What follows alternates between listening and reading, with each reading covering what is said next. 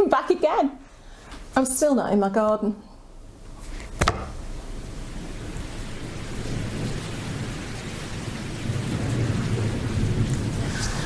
And would you believe, in the 10 minutes that I've been sort of getting ready and setting this up, the deluge of rain that we have now had for what seems like forever has stopped, and these must be the first blue skies I've seen for eternity. And we haven't had rain as badly as many places have in the UK, so I'm very thankful for that. But blooming heck, it just means that all my plans this week for having a week off and getting up to the allotment have been scuppered.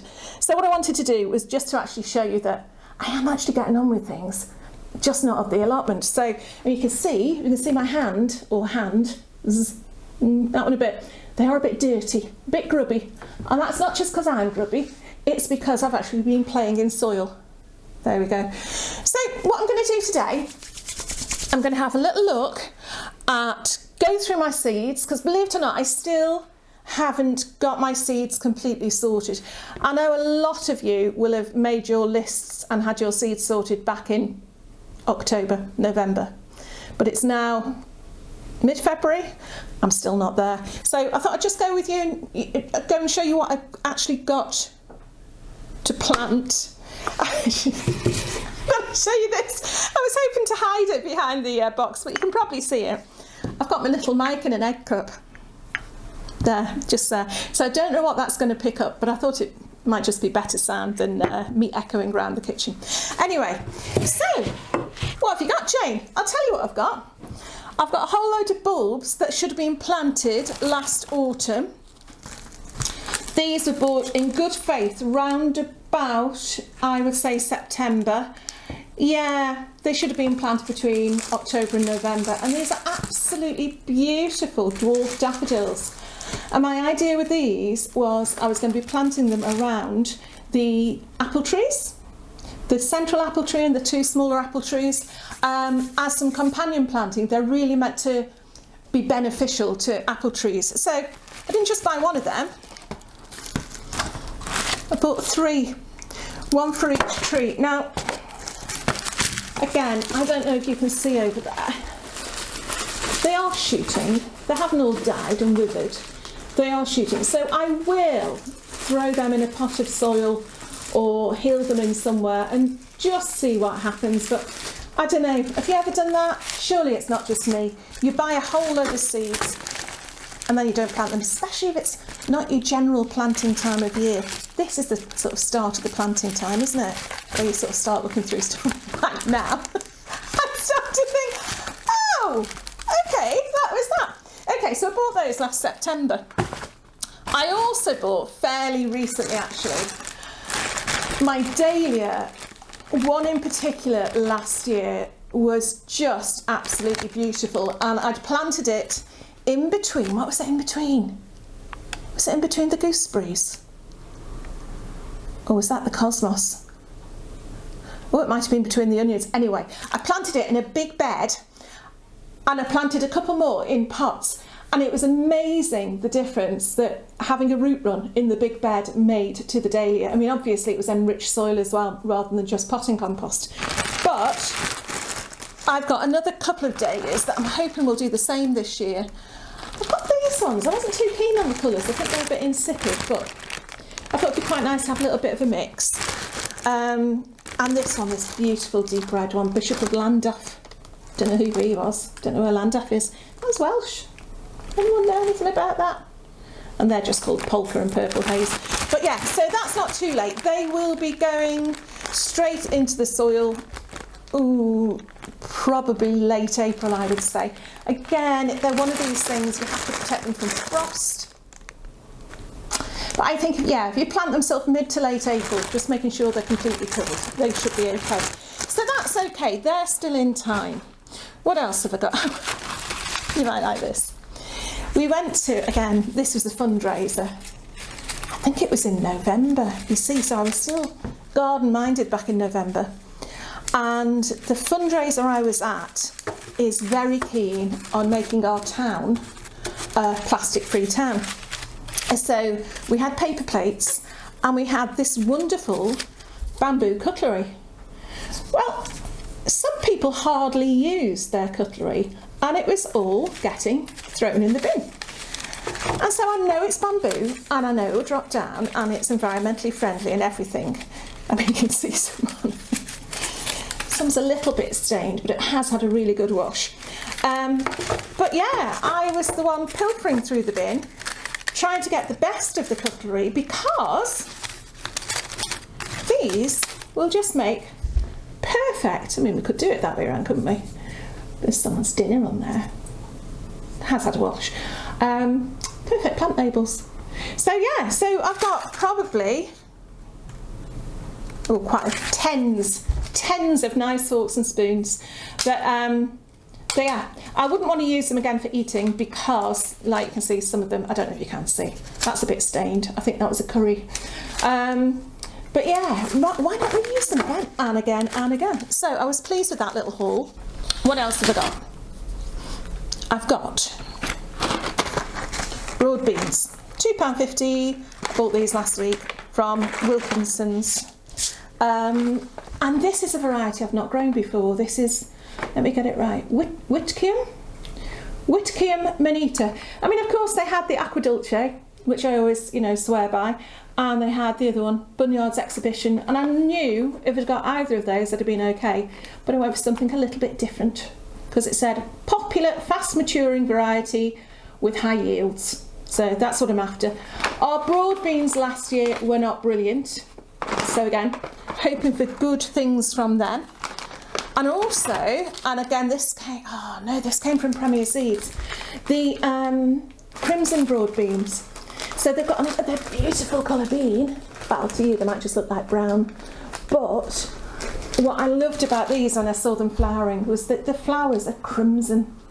How beautiful is that? So you're not just growing them for the bean, you're growing them for the good display of flowers as well. So what I'll be doing, if not at the weekend, if not before the weekend, then definitely at the weekend, I'll be getting some of these and some of these sewn up in pots to get underway, which I will then label with a piece of bamboo cutlery. I really quite like that, I think that's quite nice. And you could maybe code, maybe you could have forks or your legumes and spoons or I don't know. So that's my beans. Right, I'm avoiding, can you tell? I'm avoiding the seeds. Let me show you my spider plants first. This way. These were I bought a spider plant last year, and it threw out the most incredible branches, shoots, with all these little babies on them, which I don't know about you, but they always remind me of growing up in the 70s. Every house had at least one spider plant in a macrame basket. Well, I've got a couple of macrame baskets, so I want the spider plants in them. Anyway, as these little babies were growing, they were getting bigger and bigger and bigger. So as you do, I found a glass about that big, bit of water in, and shoved them all in.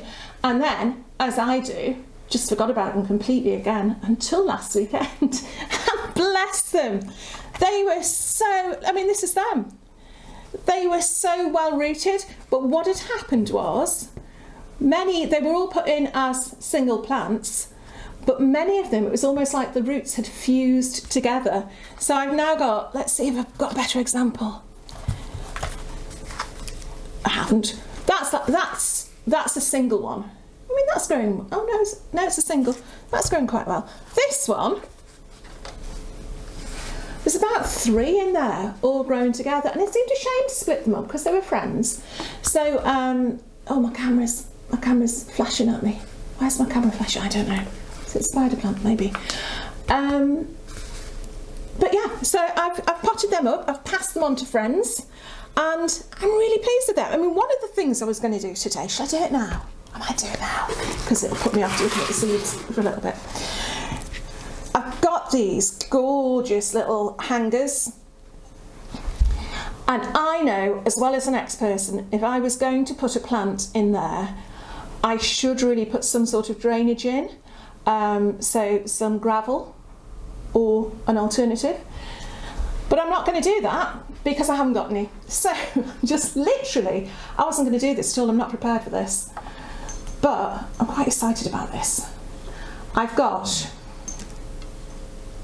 look, this is just your normal, this is Levington's compost. Put that in there, that looks okay. And then I've got a couple that are still in water. Let's see which one's got the best roots. These were only put in water a couple of weeks ago. But you can see actually that's 2 little plants. I'm going to leave them together though. And I'm going to pop them in there. And obviously, if it looks like they're going to get too big, or they're getting too big, if it looks like they're suffering because I've squished them in a little glass jar, then I will pop them on. But actually, the way that they survived so well in nothing but an inch of water for several months, I think that, look at the state of that, Jane. I think that might be okay, you know. It's going to be a bit of fun, Yeah, so I'll water that. I will water it later. Okay, let's move this back. My daughter's getting married in August, and yours truly here is responsible for doing the flowers. You know, in that way that you do, you just say, yeah, I'll grow some flowers, and then all of a sudden you think, oh, what am I going to do? What if they don't grow? What about green fly? It's end of August, so we should be okay. There should be a lot flowering. But I've been picking things up on my way round just to get a variety of colours. We probably won't use all of them. But I've got the dahlias, as I showed you. I've got some salvia Victoria, which is this lovely blue. And if it's part of the sage family, I know sage just shoot out those beautiful, beautiful blue flowers. I have got a bright yellow cosmos. Now, when I saw this, I thought it was a marigold, but it's a bright yellow cosmos. So it's a Sarah Raven, so she recommends that. I sort of trust it, but I still don't know. Let me put these, where should I put them? I'm trying to see there. What else have I got?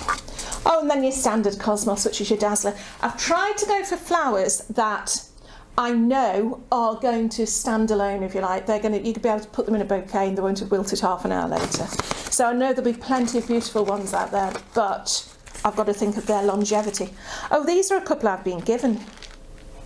Silene, I've never grown that before. And so Silene, don't know about that one. Like I said, I've been given it. But a sweet pea, early mammoth mixed. Now, obviously, we all know sweet peas are absolutely renowned for their scent, and I do want to get some lovely scented things in the bouquet and on the tables.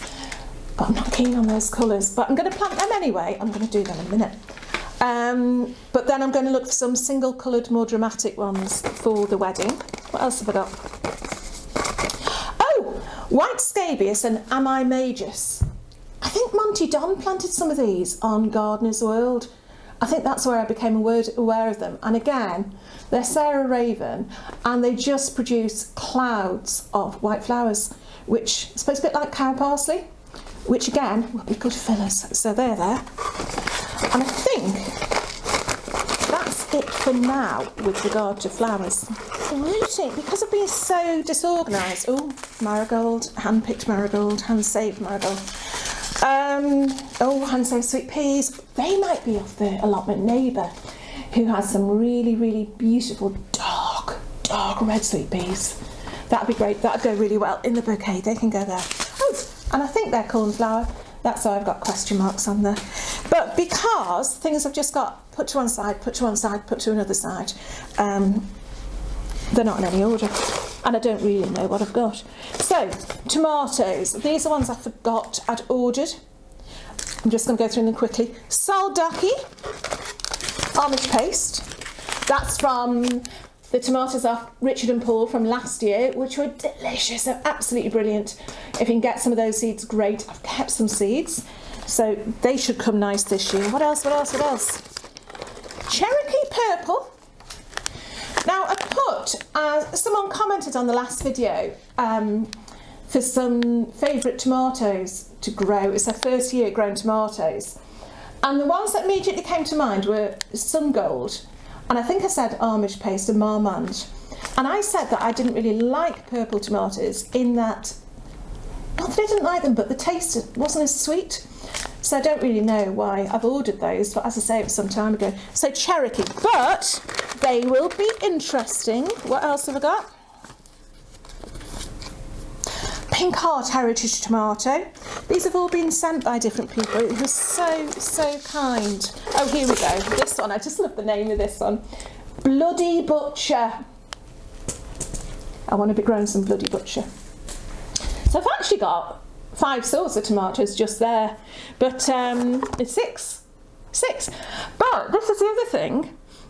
Most of my seeds are at the allotment, but because I haven't been up there, and it looks like I'm making it up now, because the weather's been that bad, and because the track down to our allotment, when it gets waterlogged, it's waterlogged pretty bad. So I'm just going with what I've got at home at the moment. So they're my tomatoes. Right, beans. Gigantes. These weren't great last year, but again, we didn't really prepare the trenches very well. They're going to get so much manure and stuff this year. There was enough for a couple of portions and then enough to save. So a handful of Gigantes beans. They're my beans. I should put my beans. Put them there. I'll leave those in there. I have got my Train Drivers Mountain Range that I was sent from Sweden, which are just a fantastic heritage pea. Really looking forward to planting those. So they're lovely. French beans, Kinghorn wax. Ah, right, okay, let me just show you these. These, if you have a Lidl near you, and if you're not too fussy about lots of different varieties, their seeds at the moment, and I'm talking now middle of February 2020, 29 pence, 39 pence, 49 pence, which when you compare to most garden centres, it's pretty good. So I treated myself to Kinghorn wax, dwarf bean. Not really seen the point of dwarf beans before, because I always think, well, surely you're going to get more of their tall. But having seen other people's, I'm going to give them a go. And for 39 pence, I thought that was a bargain. That's those beans. Bum, bum, bum. Don't you wish I'd sorted this out beforehand? Oh, I'll show you those in a minute. Oh, the tomato. I don't think I needed more tomatoes. Orange banana. Have you ever seen an orange banana? I've got another bean, climbing yellow bean. Oh, you see, I've gone for a climber. Kentucky Wonder Wax. So that's a yellow bean. So I've got a climbing yellow and a dwarf yellow. Lovely Patricia. I've got some of her butter beans from last year, which I'm really excited about. And just look, she has made the most beautiful envelopes to put those in. How gorgeous is that? I don't even know what's inside. I think I can only find, it's just a couple, but they're enough to think. I mean, I just think the fact that people share their things like that. Speaking of which, she also sent me this. Look at the can. Aren't they beautiful? Queensland Blue Squash. She only had 3 seeds and she sent one of them to me. That is just absolutely so kind. So I'm going to try and make sure I remember, if my squash plant grows, I'm going to save as many seeds from that as I can and give them to as many as I can, because I think from that one seed, Patricia, it's going to make a lot of people happy. So yeah, fingers crossed for that. Right, we're on squash. So, oh, hold on, one more bean. Bullati bean. Oh, Bullati, my favourite. Right, bean pile. There we go. Squash. I think this is from Brian, and again, I can't remember because I've just put it in a bowl with some of the things. That's a swan gourd that he's collected, so I'm quite looking forward. Yeah, they're just like your typical squash seeds, nice big flat seeds, nice and easy to plant. I'm quite looking forward. But they're quite an unusual shape. Can you see that? I don't know if you can. They're not like your normal sort of elliptical oval shape. They're sort of flat at each end. So again, prized possessions there. Swan gourd. We've got, what else have I got? Squash Marina de Chioggia, which is, I planted one of these last year and it didn't come. So that's that one. Squash. I grew these 2 years ago. There were so many of them, I was absolutely sick to death of them, and I didn't really know what to do with them. I had one plant last year and got a few measly squash off it. So this year I want to try and do it again, and I'm going to make sure that I use them up, even if it's just soups or just frozen as is in the freezer to be used at a later date. So again, 39p bargain. Peppers, they should be in now. I know chilies and peppers should be in now. They're going to go in the polytunnel this year, so I do need to plant those up as soon as possible. We've got, and this is Mike's mammoth onion. You know, last year he grew his not exhibition onions, what were they called? Anyway, he grew some great big onions, so he was so thrilled with them. So when he went to Malvern, he took some advice and got this mammoth onion, mammoth improved onion, so he's going to give them a go this year. But also, he met someone who you may have heard of called Peter Glazebrook, who is renowned for his giant vegetables, and he gave Mike, oh didn't he, sold Mike I think, some of his speciality giant onion seed. And honestly, this is like gold. Can you believe that? You might not be able to say, I don't want to drop them. Oh, from that tiny, well, 3 seeds there. Amazes me every time. They are going to grow. All things. I've dropped one. Oh no, there we go. All things going well. They are going to produce onions. This big. So fingers crossed for them. Then, and there's a sad tale behind this really. Mike's uncle had an allotment many years ago, and he gave it up in later life because it got too big to handle. But when he died last summer, Mike found a packet of his seeds that went unopened, and they're actually packed to be sold by the 31st of October 1992. So these seeds are getting on for 30 years old. We're gonna try those this year. We're going to call them Eddie. They're actually primo cabbage. We never have any luck with our cabbages and brassicas, as I've said. So hopefully, if Eddie's looking down on us from somewhere, we're going to get these going and do him proud. They might not be viable at all, but if just 1 or 2, I mean, it says how many seeds are in there. I don't know. But they're foil packed, so they should be okay. What do you think? Have you done that? Have you ever planted really old seeds and anything come up? Let me know. Let me know. Anyway, I was going to go on and plant my sweet peas now. Look, I've got my pancake jug full of compost and my little things ready, but I'm not going to do that because I think I've been talking for too long yet again. But yeah, I just wanted you to know, just to prove that if not actually doing things yet, I'm actually thinking of doing things. And actually this, having things in piles like this, is the most sorted I've been this year with regard to the allotment. I have got 2 sets of potatoes as well, but they're in the boot of the car and have been for about the last month. So will they be chitting? Oh, I better get them out, hadn't I? They're going to be going all gnarly. We'll see how they are, but you know, I think they'll be okay. They'll be salvageable. But yeah, so the other seeds, there will be a lot at the allotment that we can still use. So wherever we've got our gaps, we will be fine. I can think of all sorts to go on about, but actually I'm going to stop. I think this year what I want to try and do, you'll laugh when you hear this, I want to try and make shorter videos. And when I'm lying there in bed at night thinking, how can I make them shorter? It's basically stop talking. It's basically stop talking and just get on with stuff. That's what other people do. But I can't because I get too excited about things. So, yeah. Do leave a comment. Please, I never ask for likes. I don't ask for likes, but I'm going to let you into something. The last video, which again, I mean, I'm used to it again now, but it was a bit nerve-wracking because I hadn't actually put the camera on for a good couple of months, and all of a sudden you feel a bit like you're in the headlights And that's gone now, I'm fine. But we got more thumbs downs on that than any other video.